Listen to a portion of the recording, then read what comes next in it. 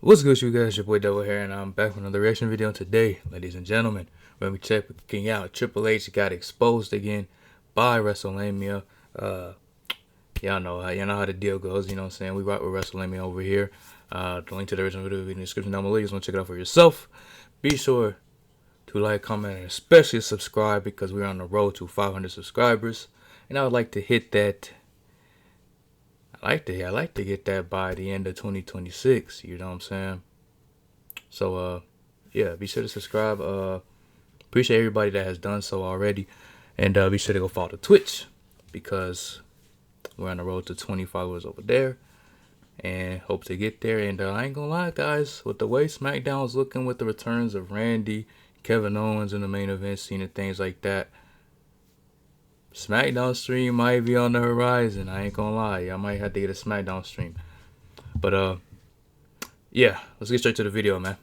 Triple H decided to take questions for the first time in quite a while, as this was initially stopped mainly because Triple H was uncomfortable addressing tough topics such as his creative directions, as well as the WWE status in names such as Brock Lesnar and Vince McMahon, and sometimes he would even get booed in front of a live crowd, which he certainly didn't like. But rather hilariously, this only occurred for night one of the show, as the comments caused so much backlash that Triple H clearly felt the heat. Triple H opened the floodgates once again with a nonsensical comment which greatly exposed his booking mentality and the standing of several WWE wrestlers right now. Be sure to subscribe and hit that notification bell for daily wrestling videos, and follow us on our new Facebook page. What it takes to be over. Now, the comments Triple H responded to were from Damian Priest, and the former world champion would state that he's sick of seeing the same names pushed to the moon in the company. These comments from Priest were completely justified, and it was rather bold of him to say this publicly. I mean, hey, and shout out to Priest. I mean, Priest got a lot of good things going on right now. He said that if you play Marvel Rivals, y'all know that he did the voice lines for the Hood. So you got a lot of good things going on, and he's correct. It is the same people. You know, it's Cody, it's Punk, it's Roman, Seth. Which you know what I'm saying? Not saying that those guys don't deserve it, but it's like those are the guys that are in their 40s, some of them well into their 40s. You have to start looking towards the future. Yes, we know those guys aren't going to be here forever. So you want to push them and enjoy them while we can because, like I said, they're not going to be here forever. There's going to be a day where they retire. So we want to enjoy them while they're here. That's understandable. But they don't always have to be in the title scene. You know what I'm saying? You can throw in guys like Braun Breaker, who had some steam, and then it kind of just fizzled out. Throw in a guy like Obafemi, who was literally the king of the ring, and still has that title shot. You know, you could take a swing on a guy like Javon Evans. Could take some swings on guys like Carmelo Hayes, Trick Williams. And for the women's side, you have, obviously they took the swing on Chelsea Green finally, you know, and it's just like, yeah, it needed to happen, you know what I'm saying? But I feel where Damian Priest is saying, because I mean it is always the same people. As it could have impacted his standing in the company. In response to Priest, Triple H went on a long and winding rant, and he stated that the top performers in WWE have earned their spot and are selling tickets. And they have. Look, I get that. If you're the guy that wants to take the spot, it's frustrating when there's guys above you that have the spot. And that's the thing. We're in a period of time where there's a lot of top performers in top spots that over time have earned those spots and are selling tickets and are incredibly popular. So you really have to do something. The narrative of, it's my turn, I've been here for a while, there's no turns. That's not how it works. You earn a spot.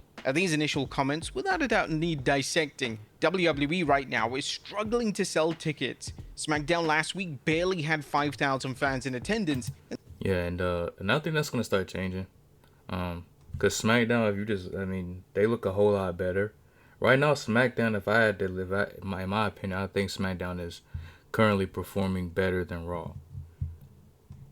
Especially like I said, with the returns of Kevin Owens, with the returns of Randy Orton, and those guys going straight to SmackDown, and then you just had Punk recently on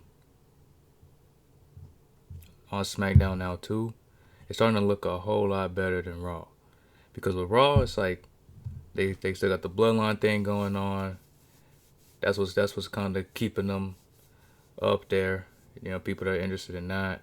And then Obafemi, they're teasing Obafemi and Braun Breaker, so that's interesting. And then it's like with the women's world championship, it's like it just seems like it's just Becky and Stephanie right now. It seems like the women's world champ is literally a side piece to what should be a rivalry. She should be like, you know what I'm saying? Because she's the world champ. But This show yeah, had names such as CM Punk and Cody Rhodes featured on the broadcast.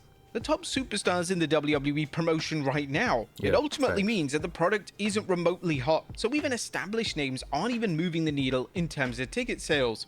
Granted, ticket sales remain extremely expensive, yet the top Yeah, names just aren't moving as that's many a tickets big as they reason. were 2 to 3 years ago. Additionally, SummerSlam suffered a similar fate this year. Despite names such as Roman Reigns and Brock Lesnar wrestling on the card, the attendance was down significantly compared to last year. The stadium was half empty, and tickets only began to move when WWE reduced ticket prices to $25 a ticket. Exactly. I mean, come on, bro. You want people to pay an arm and a leg. Like, you want people to pay prices that like only people that are like basically, you know, millionaires damn near can pay for. Like the average person who has kids, things like that, and doesn't live in Minnesota, so they have to travel there. So they have to buy themselves, wife, girlfriend, kids, and then you have to buy the plane ticket first of all. Then once you get there, you got to get the hotel. You got to make sure that you are well fed and hydrated, and then be able to get to the show as well. You know, whether it's like Uber, or whatever the case may be. So that's a lot of money, bro. That's a lot of money. This was only done in the later stages of selling the PLE. It was also worth noting that the WWE creative output isn't in the best place right now. WWE has been delivering a subpar product for over a year, and the big names can't say what has been a rough time in the creative department. But Triple H is also a hypocrite for saying this.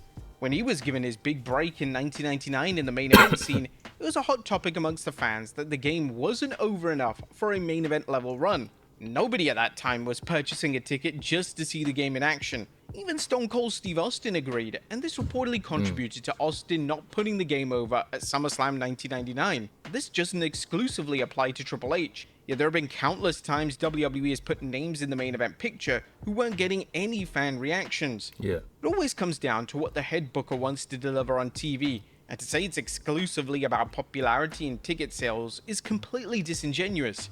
Triple H would go on to say that if somebody is getting more over than somebody else, he needs to move them into the spot. He would even add that it's not just linked to the crowd reactions, he has to determine whether they're going to be good in their spot. If somebody's getting over more than somebody else, we move that person into the spot, move the other person down. But it's not just that. It's not just they're getting the loud crowd reaction. Are they going to be good in the spot? Are they going to hold up their end of the bargain? Are they going to screw up if we give it to them? Now when Triple Okay, so fair. So what does that mean? So what does that say, I guess, about guys like who's currently on the screen? LA Knight. Crowd reactions. I don't think he would mess up. I mean, yes, he's had botches.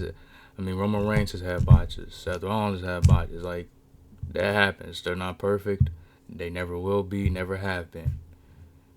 So, yeah, there's going to be botches. I mean, when he does his little thing where he jumps to the top rope, sometimes he slips. And that's okay. But Jey Uso was botching a lot. And you're having him tap out one of the most prominent heels in the company at WrestleMania. And he was messing up. So you just gotta. That's what he, and I guess that's what leads into him calling him a hypocrite, because you just gotta keep that same energy with everybody. You know what I'm saying? If you're gonna say, hey, this guy, can we trust him? Is he gonna mess up? So we're not gonna put him here. And then you put the guy there that is messing up. And then, so it's just like, come on, bro. You know what I mean? So yeah, guys like LA Knight, guys like Carmelo Hayes. Carmelo Hayes gets crowd reactions, and you know how many times has Carmelo Hayes been holed out of PLEs? plenty of times. I think Carmelo Hayes has been on what, since joining the main roster. Carmelo Hayes has been on what, like 3 PLEs, and two of those are Royal Rumbles, if I'm not mistaken. I know they had the crown jewel when he had the triple threat with LA Knight and Andrade. But outside of that, he's kind of just been in Royal Rumbles. So it's just like, and he gets over. He has a match on SmackDown this Friday as well for the United States Championship in his hometown. So hopefully he can get the dub. Blade said this. Fans We'll be instantly watching. knew who he was talking about. He was God talking about willing. LA Knight. Knight Yeah. has been one of the most over acts in the company for years now, and he Yeah. still hasn't had a world title reign. It's been theorized that Triple H has a personal dislike of Knight, and this was literally seen on screen with a tense exchange on WWE Unreal. Knight breaks the mold as he's very much like CM Punk was during his initial run, where he spoke his mind, and when he does media, he will openly speak out regarding how lackluster his booking is. Triple Yeah. H won't like this, and Triple H is clearly talking about Knight here. It was also rumored that Triple H may not like the amount of times LA Knight has botched spots over the years. Yet if WWE can give countless pushes to Jey Uso, who Thank botches you. on a number of occasions, Thank Knight you. can easily receive a reign. Knight now Thank you, WrestleMania. Thank you. Like, I know people be hating on WrestleMania because they just say, "Oh, he's a hater. He's a hater." No, he's just telling the truth. This is the truth. This is literally what I just said. You're saying that LA Knight botches and all that, this, that, and the third. Jey Uso was doing the same thing. He was literally doing the same thing. And what did you do? You threw the world title on him at WrestleMania.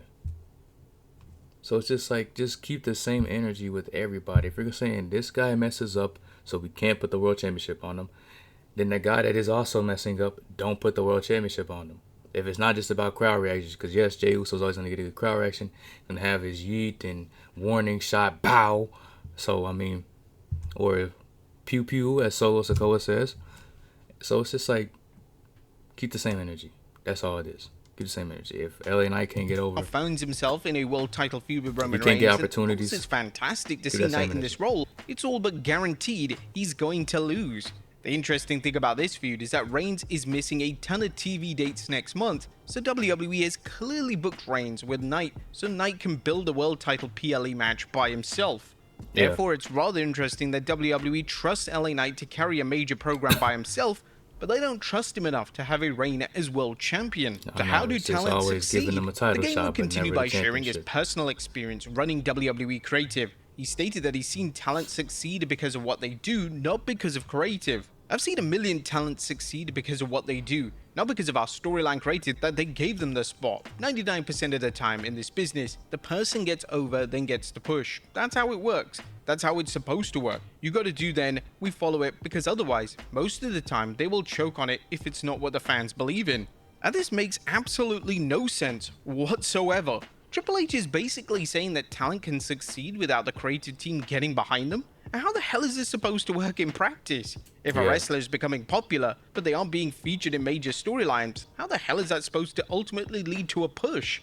Right now, Facts. Triple H is really starting to act and sound like Vince McMahon in certain aspects of his booking philosophy. When McMahon ran WWE, he resented the fact that wrestlers got over on their own. Yeah. Names such as Daniel Bryan, Rusev, Zack Ryder, and even names such as Becky Lynch weren't WWE manufactured acts in the sense that they weren't supposed to get over to the level they did. Yeah. When it comes to names such as Daniel Bryan, McMahon loathed the fact that Bryan got over on his own, so much so that he purposely tried to manipulate the audience and have the Big Show take over Bryan's gimmick. But how can you hate that they're getting over on their own? That's a good thing. That's literally a good thing. Because then you have another person that you can slot into a main event spot or a mid-card spot if you want to make a mid-card title more prestigious. And you know that the fans are going to tune in to see that person because they got over organically. And they get loud crowd reactions. They pour in ticket prices. They get seats filled. People want to see them. And like I said, it's another person that you could put in a main event slot, which gives you more creative freedom for that person. So I don't understand how getting over on your own is a bad thing. Because like I said, it just gives you it gives you another outlook creatively. Cause it's like boom, okay, this guy's over, or this girl's over. Okay, so instead of going this route, we can go this route. We can do boom boom, maybe do a triple threat, or boom boom, maybe give this person a mid card title run first. See how they do with that. If we don't fully trust them, and then, you know, they're still getting the pops. They're making the title feel prestigious. They're putting on great matches. Boom. Then we can slot them into a main event title picture slot. So it's just like, I don't understand. Naturally, it backfired, and due to the crowd response, WWE had no choice but to commit to Bryan being the guy for a brief period. Whilst nothing like this has happened yet in the Triple H era, it'd be interesting to see how LA Knight would be booked if he ever receives a run with the world title. I mean, Will bro, Triple H... if you want to, bro, you can even give him a transitional title reign. I think people are just upset with the fact that he has been this over for this long and hasn't held a world championship. If you want to give him a transitional title reign, sure. I mean, it's looking like the match is going to take place at Money in the Bank. So, I mean, you could have somebody cash in on him. You could give him like a month with the title, 2 months, whatever, and just have somebody cash in on him. If that's the route you want to go. I think just people are just tired of seeing LA Knight in these spots, but not actually get the championship. It's kind of like with Chelsea Green. People are upset. Okay, she keeps closing on these Money in the Bank opportunities, and the crowd is popping each time that she's getting ready to get it. And even at the SummerSlam match you've seen, she was climbing the ladder, getting ready to get it, and then got knocked down, and she finally got it. People were happy with it. So purposely sabotage the reign, he can be a or will he let him champ. shine? It's cool. Triple H finished his comments by stating that if a wrestler wants a spot, they just need to take it. Naturally, this has also led to criticism, as again, if wrestlers aren't featured in roles, how are they supposed to take a spot? It's not possible in any way, and Triple H has been around long enough to know that this isn't how pro wrestling works, and it will never be how the pro wrestling world works. The game will then ask if any of the names fans are rooting for are more over than the list of names, and this once again brought the discussion back to LA Knight. Big believer in if you want the spot, go take it. It's all there for anyone to take. Whenever anybody says, I don't know why I'm not in that spot, are you more over than Cody? More over than Roman, Punk, Liv, Io? People in that spot? Get there. Make those crowd reactions. Whatever you need to make it happen, that's what we're all here for. And Knight is without a doubt as over as any of these names listed. And you can even argue that names such as Finn Balor, Penta, and Chad Gable are over as some of the names Triple H referenced here. Fans have also been quick to call out Triple H's booking of Bron Breakker. Breakker was incredibly over with the crowd, and just a year ago, he could literally receive a thunderous reaction just by looking at the camera in a certain way. Breakker has been demoted to a lackey in the vision, and whilst it looks like he's going to be rebuilt with a program with Obafemi, Triple H needs to address why the company has dropped the ball with him so hard. At one point in time, he was being labeled as the next John Cena. In 2026, he's been eclipsed by Obafemi in every single way. The chances of Breakker now becoming the face of the company seem extremely slim. Yet who knows where the trajectory of WWE is going to go. So what is Triple H's mentality? The game will note that he loves the mentality of wrestlers being upset, as it makes them work harder. This comment is also short-sighted, as it doesn't always happen. CM Punk was upset in 2014 and he walked out of the company, which of course didn't lead him to working harder in any capacity. Dominic Mysterio, despite last year being one of the most over acts in the entire company, now finds himself in a rut. Mysterio defeated John Cena in Cena's final PLE match last year, and since then, his career has gone downhill. Mysterio is now showing up to SummerSlam looking completely dejected as he's about to wrestle a comedic character in a gimmick, something straight out of WCW 2000. It's been reported that Mysterio is legit upset with WWE creative. He doesn't understand why. He should be. He should be. I mean, how many people were predicting that he'd be Mr. Money in the Bank and were okay with that? Now it's just looking like he just kind of lost his steam. And that's to no fault of his own. I mean, you can only do so much as the performer. You know, the booking has to be there as well. I would love to be in the writing room. I feel like I could genuinely help them out, bro. I could genuinely help them out. Would that ever happen? Probably not. More than likely not. But I feel like if they ever needed like just some advice, if they ever wanted seats filled for SmackDown, and things of that nature, I feel like I could actually help out. Like, genuinely. Because it's like, at some point, you do got to start building towards the future. Like I said, I understand Punk, Cody, Roman, Seth. They're not going to be here forever, sadly. You know? And we love those, you know what I'm saying? We love what they do. But you have to start building towards the future. You have to start building around Obafemi, Braun Breaker, Carmelo Hayes, Trick Williams, Javon Evans, Chad Gable, Ethan Page. I mean, just the list goes on and on. Triple H presentation is so much different. Mysterio is even referencing his dissatisfaction with his booking via X, and it looks like WWE is now punishing him with a losing streak on television. What's Triple H's reasoning for this? He stated at SummerSlam that the wrestler just needs to get over and have good matches. Mysterio was doing just that, so what's the excuse? The game would likely try to incorporate Mysterio was doing that. Carmelo Hayes was doing that. So it's like, what's the issue? Injuries into his answer, yet virtually every name he mentioned as being insanely over have suffered major injuries, and they didn't remotely lose their place on the card. Ultimately, it was just a stupid answer from Triple H that doesn't hold up in any capacity. Triple H should have probably said that he understands the frustration from names such as Priest, and he will do his best to give talent opportunities with the TV time the WWE's allocated. He could have even put Priest and other names over by addressing their work in a positive manner, and he could have spun it to make it look like he has one insanely over roster and everyone could be next to reach the top. Triple H just can't seem to handle these questions from the media. It's hardly a surprise that he tries to deliver as few as humanly possible. What do you guys think of Triple H's comments? Let us know in the comments down below, and I'll see you next time with some more wrestling content. But yeah, I mean, like I said, I think that he definitely could answer the questions better, for sure. I just think that you just gotta hold people to the same standard. You know what I'm saying? You can't, like I said, you can't give that type of reasoning for why LA Knight's never been a champion when on the whole road to WrestleMania, Jey Uso was botching, man. And that's not to hate on Jey Uso. Like I said, nobody's perfect. They're gonna mess up. There's gonna be botches. There's gonna be accidental things, injuries, things like that. There's gonna be stuff like that. But I think that, like I said, you just gotta hold them to the same standard. I would love to see LA Knight get the title. Do I think he's going to? No. But it would be amazing. It's something that WWE would need, in my opinion. I think that it should be in the cards. I mean, you just recently had Solo Sikoa go back. Hopefully, Solo Sikoa doesn't really just fall in line, and then, you know, and maybe he could cost Roman. You know what I'm saying? Because like I said, if you could give LA Knight a transitional title reign, just give him a month, 2 months, 3 with the title, and then have him get cashed in on or something.